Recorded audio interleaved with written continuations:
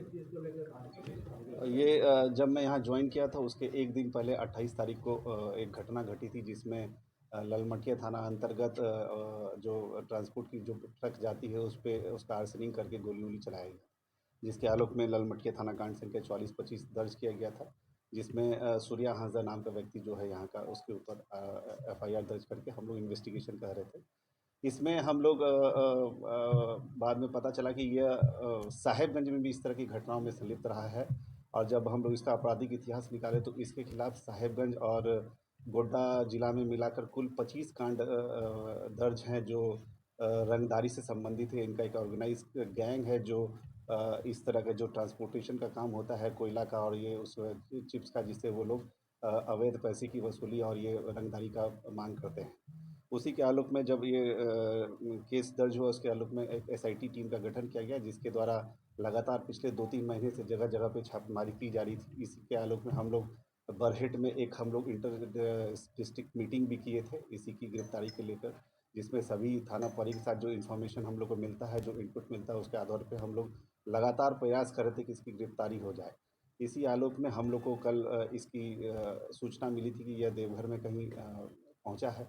उसी के आलोक में एक छोटी टीम के द्वारा उसको वहाँ से गिरफ्तार करके लाया गया। गिरफ्तारी उपरांत उसको यहाँ पर कन्फेशन पे पता चला कि उसका कुछ हथियार और वो बरामद कर सकता है। उसी के आलोक में कल रात में जो SIT टीम गठित की गई थी वो बोआरीजोड़ थाना अंतर्गत कमल डेरी रहर बढ़िया पहाड़ के पास बरामदगी करने गई थी। जब टीम बरामद पहुंची तो वहाँ पर इसके जो साथी पहले से छुपे हैं तो उसके द्वारा फायरिंग की गई। इसके द्वारा भी अपना जो जो कस्टडी में जो जवान था उसको धक्का देकर उसका राइफल छीनकर भागने का प्रयास किया गया, जिसमें गोलीबारी चली दोनों तरफ से। आधे घंटे का लगभग जो मुठभेड़ चला, जिसमें हमारे टीम के जो द्वारा भी जो फायरिंग किया गया, फायरिंग जब शांत हुआ उसके बाद 2-3 घंटे बाद उसमें जब सुबह उसमें हम लोग उसका सर्च अभियान चलाए तो जिसके आधार पर पता चला कि जो सूर्या हांसदा है इसको मृत पाया गया। और वहाँ से हम लोग को जो बरामदगी हुई है वो एक देसी कट्टा एक बरामद हुआ है, देसी पिस्टल एक बरामद हुआ है, 8 mm का जिंदा गोली एक है, 8 mm का एक खोखा 3 है, 8 mm का मिस फायर गोली 2 है, 7.6 mm का जिंदा गोली 2 है, 7.6 mm का मिस फायर गोली 2 है, 7.6 mm का खोखा 3 है, 5.56 mm का खोखा 9 है और 9 mm का खोखा 10 है।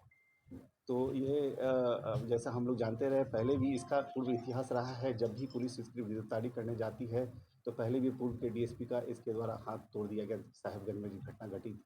और जब भी इस तरह का पुलिस गिरफ्तार करती है तो पुलिस में ये प्रोटेस्ट करता है, और प्रोटेस्ट के आलोक में कल इसने भी यही काम किया था, ये भागने का प्रयास किया था, जिसके क्रम में ये घटना घटी है। उसकी अभी जो मुठभेड़ में उसकी मौत हो गई है। उसके बाद जो हम लोग का जो NHRC का जो गाइडलाइन है उसके आलोक में मजिस्ट्रेट प्रतिनियुक्त करके पूरी टीम की हम लोगों ने वीडियोग्राफी और उसके उपस्थिति में सारा चीज़ कराया है। उसका रिपोर्ट आना बाकी है। मेडिकल बोर्ड का भी गठन करके आज हमने उसका मेडिकल जो अंत परीक्षण प्रतिवेदन वो कराया है, उसका भी रिपोर्ट आना बाकी है। और जो NHRC को रिपोर्ट भेजना होता है 48 घंटे के अंदर, वो भी आज हम लोग उसको भेज देंगे। मुझे लगता है कि यह जो सूर्या हांसदा करके जो गैंग था ये इस जिले के लिए आतंक का पर्याय बन चुका था। उसका हम लोग एक इनकाउंटर में आज मुठभेड़ में मारा गया। अब कितने राउंड गोलियां चली सर? अब ये तो अब इन्वेस्टिगेशन का पार्ट है, वो हम लोग अभी करेंगे। वो स्टेशन डायरी में उसका एंट्री होगा तो वो हम लोग उसमें सारा डिटेल लिखा रहता है कि दोनों तरफ से कितनी गोलियां चली, कितना खोखा। मैंने आपको बता दिया अभी कि इतना इतना बरामदगी हुआ है। इसके आधार पर अभी हम लोग मिलान करके उसमें इन्वेस्टिगेशन का पार्ट आएगा, उसमें आएगा। इनके जो साथी थे सर वो पकड़ में नहीं आए? नहीं, वो पकड़ में नहीं आए हैं। 5-6 साथी बचे हुए हैं जिसका हम लोग नाम जानते हैं। पहले से भी वर्कआउट चल रहा है, कुछ अरेस्टिंग हुई भी है। अभी हम लोग लास्ट 2-3 दिन पहले जो साहेबगंज में ऑपरेशन चलाए थे उसमें साहेबगंज में 2 अरेस्टिंग हुई है। यहाँ हम लोग का अभी नहीं हुआ है।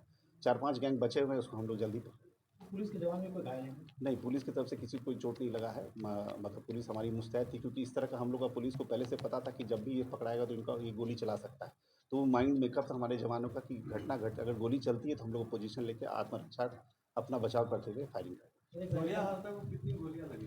तो वो इन्वेस्टिगेशन का पार्ट है, वो अभी इंक्वेस्ट रिपोर्ट में मेरे पास आएगा तो हम बता पाएंगे। वो अब डायरी में लिखा के जाएगा कि उसको द्वारा गिरफ्तारी हुई थी या देवघर पुलिस? गुड्डा टीम के द्वारा इसकी गिरफ्तारी की गई। सर इस पर देवघर पुलिस के द्वारा सहयोग किया गया। सर इस पर CCA लगा हुआ था और कितने केसेस इस पर थे और कौन कौन से पॉलिटिकल पार्टी से इसका रिलेशन था? देखिए, CCA तो जब लगता है, जब ये जेल में रहता है 3 तरह का CCA लगता है। जब ये जेल में रहता है तो हम CCA उसको उसमें निरुद्ध करने के लिए CCA लगा सकते हैं। जिला बदल करने के लिए सीसीए लगा सकते हैं या फिर थाना उपस्थिति के लिए सीसीए लगा सकते हैं। तो सीसीए का एक टर्म होता है, जब खत्म हो जाता है तो उसके बाद फिर से उसको जब ये अरेस्ट होकर आता है तो हम लोग सीसीए लगाते। और इसके ऊपर कुल 25 कांड दर्ज है, जो साहेबगंज के साहेबगंज का मिर्जा चौकी, बोरियो और हमारा ललमटिया, बुआरी जोर और महागामा थाना में कांड दर्ज है। सर फर्जी एनकाउंटर के भी आरोप लगाए जा रहे हैं। 25 मामले दर्ज। दिसंबर से लेकर अब तक जितने भी केस इस पे दर्ज है, इस पर 25 मामले। सर कई फर्जी एनकाउंटर के भी आरोप लगाए जा रहे हैं। ये तो मजिस्ट्रियल इंक्वायरी का पार्ट है। हम लोग सभी एनएचआरसी को सूचना दे दिया है। जब भी पुलिस एनकाउंटर होता है तो ये हम लोग का निगेटिव पक्ष रखता है। हम लोग फ्री एकदम ट्रांसपेरेंट सिस्टम रखे हैं, कहीं कुछ इस तरह का नहीं है। और इसमें मजिस्ट्रेट प्रतिनियुक्त किया गया है और फर्दर जो एनएचआरसी का गाइडलाइन है उसके आलोक में हम लोग सारा एक्शन पूरा कराएंगे। क्या सर ये इसका अमन गिरोह से भी संबंध बताया जा रहा है क्या? ये इन्वेस्टिगेशन का पार्ट है, ये अभी हम लोग चेक करेंगे। बाकी कुछ बातें जो भी हम यहाँ नहीं बता सकते, वो इन्वेस्टिगेशन में आएंगे और आगे पता चलेगा। तो जो इसमें संलिप्त अगर कहीं और भी इस चीज़ का गैंग सक्रिय है दूसरे स्टेट में भी, तो उसके आलोक में हम लोग अब तक कार्रवाई करेंगे। परिजन राजनीतिक पक्ष भी बोल रहे हैं कि इसमें राजनीतिक साजिश। राजनीति का तो ये आप लोग ज़्यादा बेटर बता पाएंगे कि किस पक्ष से जुड़े हैं। हम लोग तो यही जानते हैं कि वो शातिर अपराध कर्मी था और यहाँ का कुख्यात था और उसका हिस्ट्री रहा है कि वो पहले भी पुलिस पे बहुत बार अटैक कर चुका है, साहेबगंज में भी कर चुका है और ऐसा घटना हुआ है। पुलिस का फर्दर स्टेप क्या होगा उसी का प्रयोग उस में हुआ था सर, उस कांड में किसका जो हथियार बरामद हुआ है उसी से कांड कारित करता था। देखिए, इससे पहले भी साहेबगंज में भी 5-6 हथियार पकड़ाए थे। हमने जब उसके गैंग के सदस्यों को पकड़ा, उसमें भी 4-5 हथियार पकड़ाए थे। उसके पास 12-15 हथियार हमेशा लेके चलता था, जिसमें से कुछ बरामद कर लिए थे, कुछ हम लोग के पास और बरामद हो गए। कुछ साथी जो उसके फरार हो गए, उसके पास भी कुछ हथियार है, जिसको हम लोग अभी लग करके उसको अरेस्ट करके जेल। सर इस टीम को किसने किया सर? ये इसमें एसडीपीओ गुड्डा, क्योंकि महागामा पहले लीड कर रहे थे क्योंकि वो अवकाश में थे, तो एसडीपीओ गुड्डा इसको लीड कर रहे थे।